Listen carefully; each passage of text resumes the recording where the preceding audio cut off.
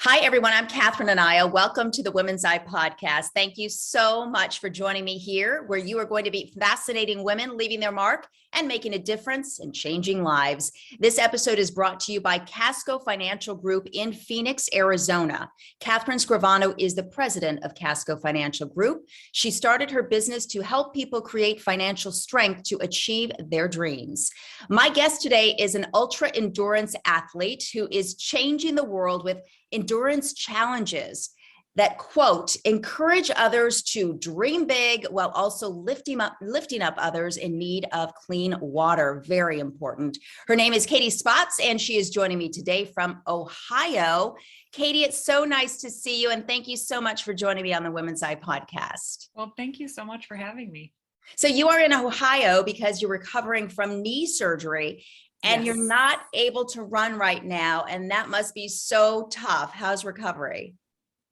It's actually a lot better than I expected. So I'm definitely a few steps ahead of schedule. And I have pretty much been on the endurance cardio side of the fence. And so it's really been a great opportunity to develop more strength, and I've been able to do more upper body. And so eventually I'll be able to get back into the pool and cycling. So I think it's a good opportunity just to change things up and work on some other weaknesses. Well, I saw a picture you posted on Instagram where you're flexing a muscle, and boy, you have definitely been lifting weights. You look great.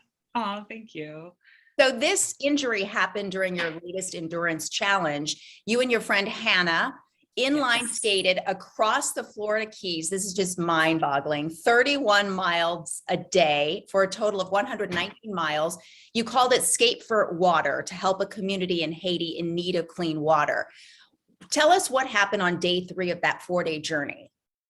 Yeah, so it's really like before even deciding to go on this adventure, the main priority was getting somewhere flat because it's really hard to go up and down hills. And so it was pretty much flat. And on day 3, we had to cross about at least 40 bridges because there's 44 different islands. And so we were going down a bridge, and it is a 120-mile trail, but it sometimes gets interrupted. And so it was going down the bridge, the trail was veering off to the left. And by the time I saw this patch of rocks, it was too close for me to be able to stop. And then, it was basically just 3-4 feet of rocks until the next part of the trail continued. And so I tried to brake as much as I could. And then once I started tripping on the rocks, I tried to catch my fall and instead did this kind of splits movement. So I tore my ACL, I tore my MCL, and I sprained my wrist. We did go to the ER and confirmed that, nothing was broken. And they did the x-rays and said pain is tolerated. And so that is the little green light in my head, like, oh, okay. So I was able to finish. My friend definitely helped with braking because I couldn't, aggressively lift my toes to brake anymore. But I did have little strategies and made my strides much shorter. But we were able to finish the journey, and we surpassed our fundraising goal. And the original goal was to fund one project in Haiti, but because there were more funds, we were able to fund a project in Sierra Leone as well. So definitely not ideal, but I definitely don't do good with regret. And I know that if I didn't at least try, I would have regretted not. And so that's kind of the logic behind continuing, even though it wasn't in the best physical state. Well, it's just amazing because I want to put that into perspective for people. I mean, most of us would have ended the journey with that accident, but you continued skating, injured another 31 miles for the next and final day, which is just, hard to wrap my head around. You've powered through injuries before. Was this your toughest? So it was about a decade ago during an endurance challenge that I was training for 8 months for, and a week before I broke my pelvis. And so it was for a bike race across America. And so I think that was probably even more challenging just because there were more layers. I mean, some of these events are self-supported, like the skate, but that event had a film crew and had 10 people flying from all over the world to be there to support it. And so I think there was an extra pressure for me with that injury because there were so many more people who were involved, and I didn't want to let down. And so I think the broken pelvis had its own dramas attached to it. And I mean, the way we were able to make it work is we took the bus back, so we kind of leapfrogged, and it was a self-supported thing. So in that moment, support would have been really helpful, but we made it work. But yeah, those were the only two major injuries I've had in probably, like a decade of endurance challenges. Which is phenomenal, by the way. You pointed out that, 1,800 people are now going to have clean water in Haiti and Sierra Leone because of what you did. You're an ambassador for H2O for Life. That's a nonprofit that helps inspire action to fight the global water crisis. How did you first become involved in clean water initiatives and H2O for Life? So I didn't know anything about the water crisis. I didn't even know our world had a crisis with water. I didn't know there were, at the time, 1 billion people without clean water. And I was living in Australia for school, and they had a 10-year drought. So all the major headlines, you had rules on when you could water your grass, if you could wash your car. And that really started making me, as someone who's been raised on the Great Lakes, I mean, one of the greatest sources of fresh water on our planet, and just the whole, sprinklers at golf courses, water parks, you can go any fast food place, get free water. It was just a thing that I thought never ran out. It was endless kind of thing. And so I took an environmental science class, and that's when my professor mentioned that the wars of the future will be on water. And in some countries, it's already the case, that especially in Africa, going and having conflict over water. And once I found out about the issue,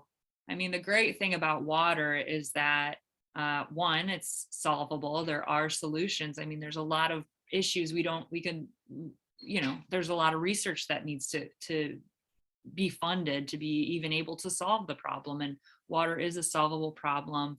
And if you care about anything, I mean, if you care about women empowerment, if you care about kids, if you care about education, if you care about environment, if you care about health, if you care about those things, that's water. And so just knowing how much potential there is, and that this is a problem that doesn't need to exist, it's very hard not to want to do something. And so we don't always agree on everything, but everyone can agree on clean water. And so I think it's really exciting that $50 can give one person access to clean water for life. And every $1 invested brings $12 back to the local economy. And so it's, I mean, all the numbers, all the facts are there to make it something that you just, can't help but want to do something.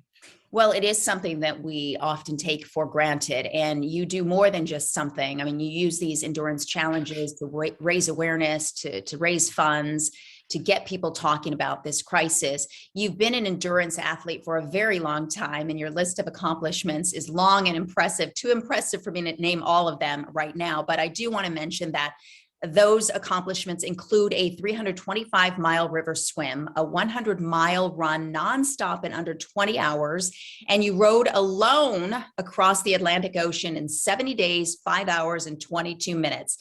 People, just think about that for a moment. You set the record for the youngest ever solo ocean rower and the only American to row solo from Africa to South America. So my biggest question is, why endurance challenges? I mean, what motivated you to become that kind of an athlete? Yeah. So my journey to endurance started by avoiding it. I was in high school, senior year last year, and I needed to take a gym class to get my high school diploma. I needed to tick off that box. And I had grown up playing sports. I tried pretty much all of them, and I was there physically, but mentally I was, I wasn't competitive. If you would have seen me playing baseball, I would have been picking dandelions. I mean, I didn't really care about who was winning. And so by the time you get into middle school and high school, if you don't have that competitiveness, your role is now to be the bench warmer. And when you sit on the bench for long enough, you just believe it's because you belong there. So, I mean, I just thought I wasn't that athletic. So I wasn't going to go down that route. And because I was forced to be in a place I didn't want to, I was only putting in that bare minimum effort. I was only walking. And after a few weeks of that, I was just so bored that I was like, well, what if I tried to run 1 mile? Is it really even possible? And I didn't have pressure from coaches letting them down or letting teammates down. So it was this very like, well, I don't have anything to lose if I don't do it. And so it wasn't this Nike moment, but I did do a mile run. And that was a really redefining moment just because I did something I never thought I could do. And so it gave me that opportunity to say, well, if I never thought I could do that, then what are all the other stories in my head that I'm saying I can't do that I haven't even tried? And, a lot of people will say, I could never do things. And my first question is, have you tried? You can't really do much if you don't try. And everyone who does these things does try. So I'm all about the try, just trying it out. And that first mile gave me the courage to try two to try three. And it really started from that place. So yeah, it was, if you would have asked any of my team, coaches or anything, they would have never anticipated that this would be my story. But it was so exciting. I mean, in team sports, you win, you lose, you tie. In endurance, you uncover and you discover what is humanly possible, what is the limit. And I mean, And it's all you. Yeah. And so there was just something really awakening about that. And I mean, that's something you could carry over into your personal life as well. And so there was a lot of growth that happened in the first, year of doing that. And everything you do gives you more courage to face what's to come. And so I wouldn't have ran 100 miles if I didn't run that first 1 mile. So I'm all about, I celebrated that 1 mile like I ran a marathon. It was a rocky moment. And so I'm all about, not minimizing those baby steps, because you do not get to those big steps without those baby steps. And everyone's call is different. So I don't necessarily, my message is definitely not everyone should go run around doing ultra marathons, but it's more about everyone should do the thing that they feel called to do, even if they're afraid, even if they have doubts, even if they're intimidated, even if they don't feel like it. People sometimes wait for motivation, but motivation shows up when you do. And so I think that, even though I've done a lot of things that seem like they require so much motivation, I think motivation is similar to momentum, and that the hardest part is starting. So the hardest thing I've ever done is run that first 1 mile. And even more, I think that's the assumption. The longer the journey, the harder it is. But I think the first step is always the hardest.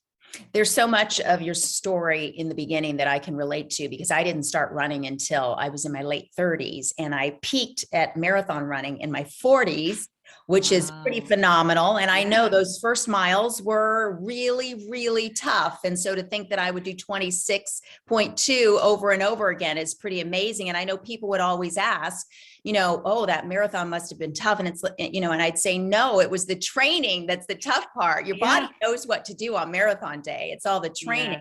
Yes. So what would you say has been your biggest challenge in all of these years of endurance?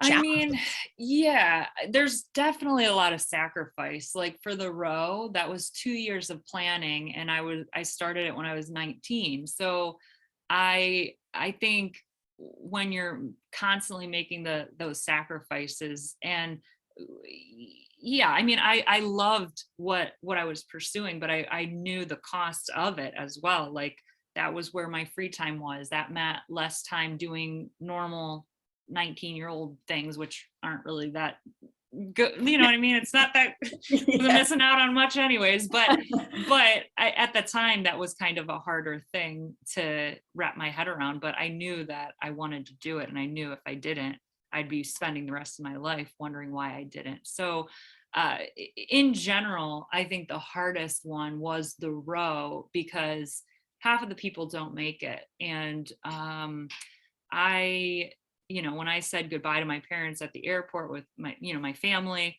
we looked at each other with tears in our eyes, wondering if that would be the last moment we'd ever see each other. And so I resisted rowing across the Atlantic so much, because I knew I could. I mean, I'm in the military now too, but so like I think just anything you do that you're aware of your own mortality, you're aware that this might be the end. And so like I resisted it so much. Like I don't want to risk it all for this thing. But that nagging, niggling feeling of, hey, if I don't do this, I just, I'm always going to wonder about it. And so that's the reason why I just kind of surrendered and accepted that, this was kind of like a call on my life to do it, even though I didn't think I was the right person. I mean, I did start rowing after deciding to row the Atlantic, but I was probably the worst on the team because I was brand new to it. And the last American woman to do this challenge was an Olympic rower, and it took her 3 times. So I didn't even ask her for advice, because I didn't think she would give me advice. She'd be like, don't do it. I'm an Olympic rower. Like, I don't know. It was definitely that kind of David and Goliath type kind of feeling. But yeah, I mean, most of my adventures don't have that kind of stark, like, wow, I could be putting everything on the line, but I did put everything on the line for that particular adventure. And I mean, that's its own mental challenge of being alone out there. Yeah, for sure. Well, I should mention that you're also an author, and I know a lot of people can pull so much inspiration from so many of your stories and your endurance challenges.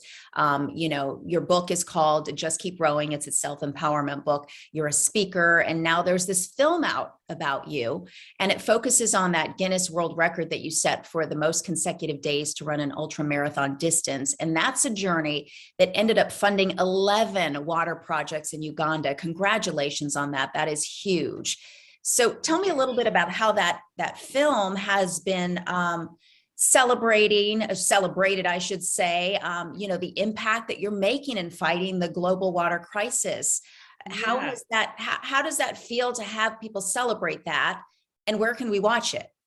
I mean, the greatest thing for me through all of this is helping people uncover their own, they're exploring their own limits and uncovering what they have in them, while also being aware that we have the potential and power to change other people's lives as we do our own. So the film, it followed that 11-day journey running across Ohio, running 31 miles every day.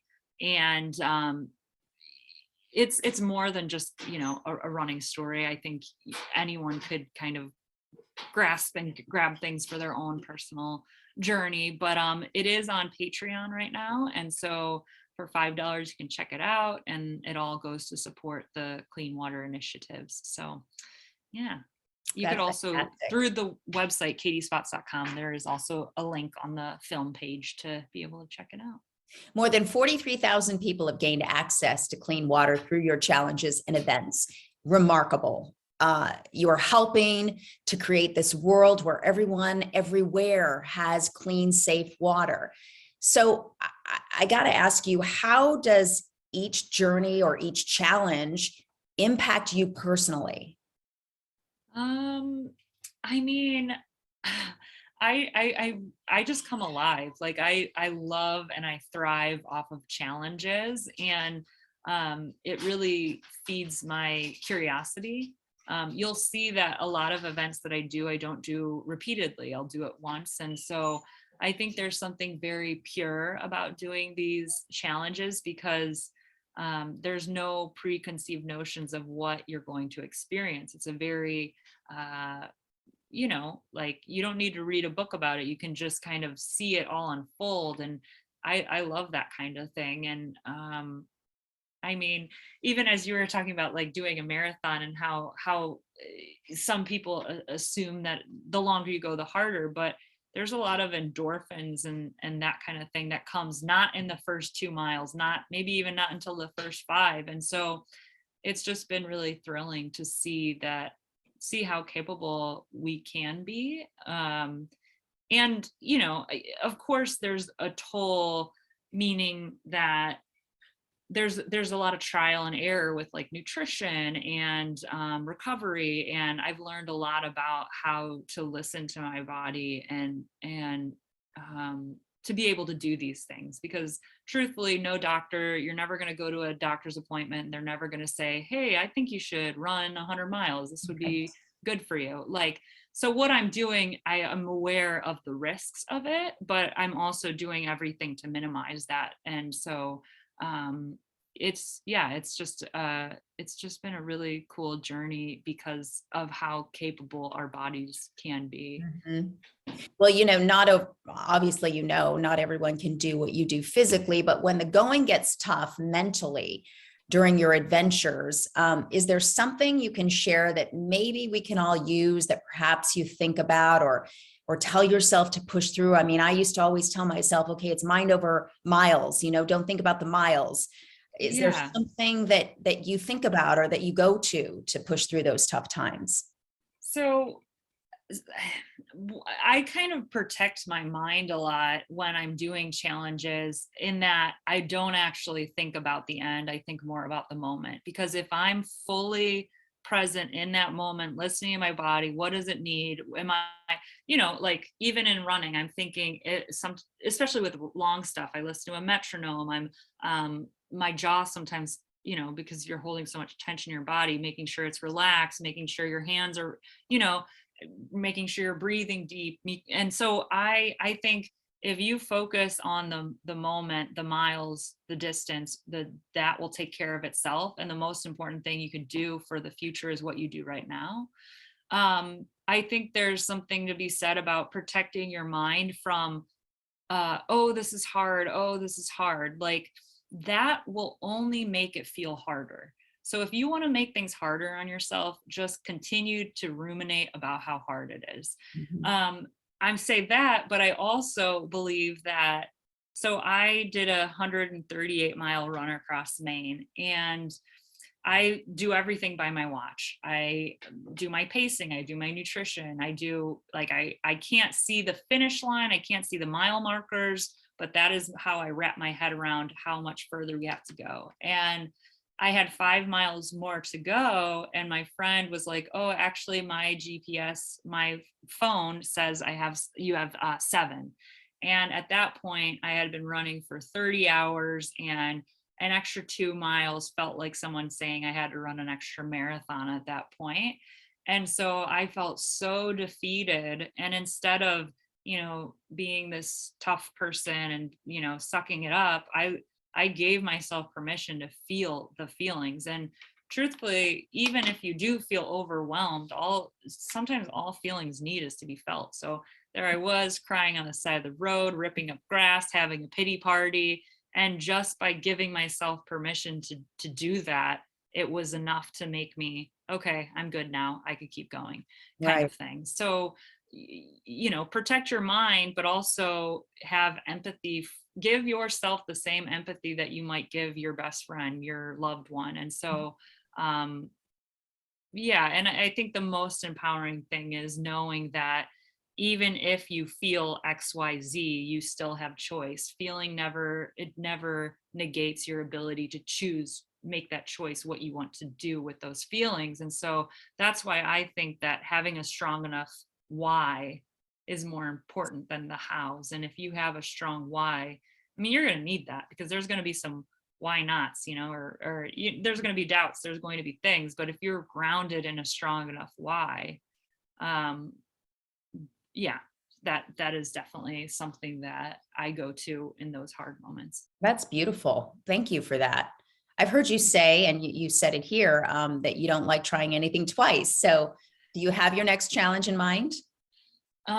So when I did the row across the Atlantic, I did it from Africa to South America with the intention of continuing on. So I am in the Coast Guard for another year, but I would like to cycle from South to North America next January. So that would be probably around like 8,000 miles in 6 to 8 months. So that would be going from Guyana back here to the United States. So that one, I did cycle across Maine with all the gear and tested it out last summer to make sure that it was all dialed in with testing everything out, mainly gear wise. But that is, that's something that I'm really excited about. And I would hope to fund some water projects on the route, especially because there are so many countries I will be going through that do really need clean water. Mm-hmm.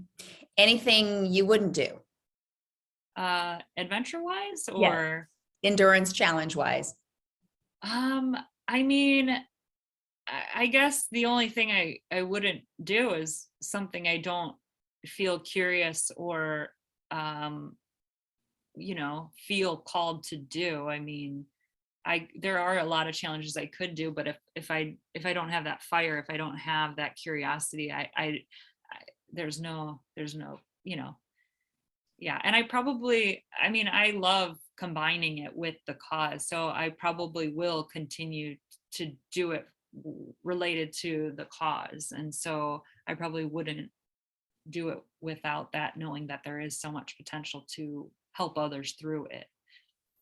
Well, thank you for all that you are doing, obviously, to fund and raise awareness for the clean water crisis. And of course, for giving us some inspiration and all of the great nuggets of advice that you gave today to me and everybody else who's watching or listening. I just thank you so much, because you really are changing the world. Well, thank you. I appreciate it. It's so nice to speak with you. And I want to let everybody know that they can learn more about you, Katie Spotz, by going to our website, thewomenseye.com. Also want to let you know that The Women's Eye has 2 books. The first is called 20 Women Changemakers. You can shop for it wherever you buy books and at changemakersbook.com. And our newest book, 20 Women Storytellers, is out right now. You can find out more about it at womenstorytellersbook.com. Thank you again, Katie Spotz. You are remarkable. Thank you. That's going to do it for this episode of the Women's Eye podcast. And I thank you so much for joining me. I'm Catherine Anaya. Until next time, it's the world as we see it.